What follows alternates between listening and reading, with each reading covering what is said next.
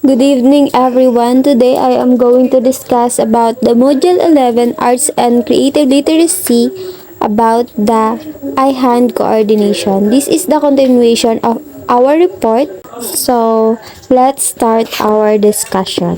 In most of our creative activities and endeavors, we integrate eye-hand coordination as we habit our usual body functioning. When we engage in a creative activities like drawing, painting, or crafting, we often use eye-hand coordination. This means our eyes guide our hands to do a specific task, like for example, drawing a line or cutting a shape. This coordination requires us to focus our attention on what we're doing, which can inhibit or temporarily stop other body functioning. For example, when we're deeply focused on painting, we might not notice other things around us or even forget about feeling hungry. So, in creative activities, our focus on coordinating our eyes and hands can sometimes override our awareness of other body needs or functions. In the next slides, I am going to show you the eye-hand coordination activities for kids for you to further understand about eye-hand coordination.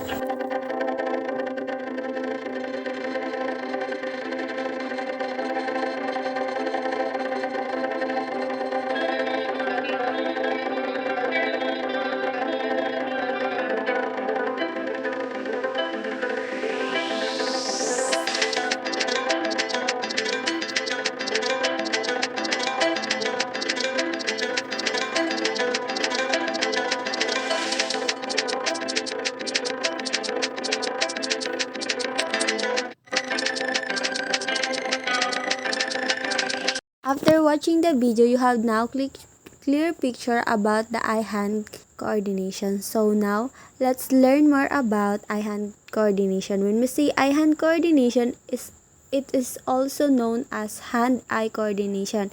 It's the coordinated control of an eye movement with hand movement, and the processing of visual input to guide reaching and grasping along with the use of proprioception of hands to guide the eyes. Eye-hand coordination can be observed in diverse activity. Like for example, the video you saw earlier, such as the movement of objects, handwriting, catching a ball, sports, performance, music, reading, computer gaming, typing, and others. In short, it becomes part of the mechanism of performing everyday tasks. Without it, people would be unable to carry out even the simplest action in our daily life. Eye-hand coordination, therefore, is the ability of the vision system to coordinate the information received through the eyes to control and guide and direct the hands in the accomplishment of a given task. It is also a complex cognitive ability as it unites visual and motor skill, allowing the hand to be guided by the visual stimulation that the eyes receive.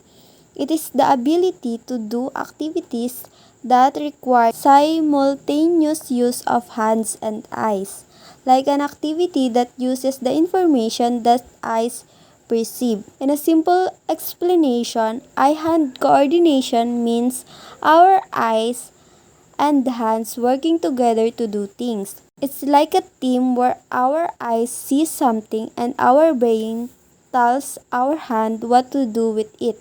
This helps us to do the tasks that need both our hands and eyes, like drawing or catching a ball. It is pretty cool because it shows how our hand and eyes can work together so well, right?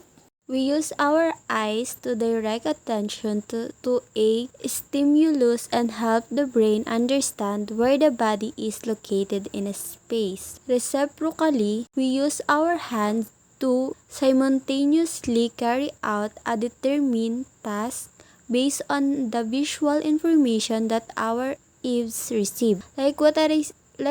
What I said earlier, our eyes help us focus on things like when we look at something interesting or important. This helps our brain know where our body is and how it's positioned. At the same time, our hand use these informations from our eyes to do specific tasks, so our eyes and hands work together to get things done. Eye-hand coordination is very important for kids. As they grow up and learn new things, it helps them to do well in school and also help adults in their daily activities. Almost everything we do, like writing, cooking, or playing sport, needs good eye-hand coordination. That's why it's really important to practice and get better at it. Also, when we see something going wrong, our eyes help us figure out how to fix it, right? Here are some example of eye-hand coordination. The first one is in writing. Eye-hand coordination is like teamwork between your eyes and hands. Imagine you're drawing a picture. Your eyes see where your hand is and where it needs to go. They tell your brain, move your hand a bit to the right so you can draw a straight line. This helps you write neatly and stay inside the line when you're coloring. When making lines, they send visual information to the brain to tell where your hand is placed and if handwriting is legible. Okay? The second one is typing on a keyboard.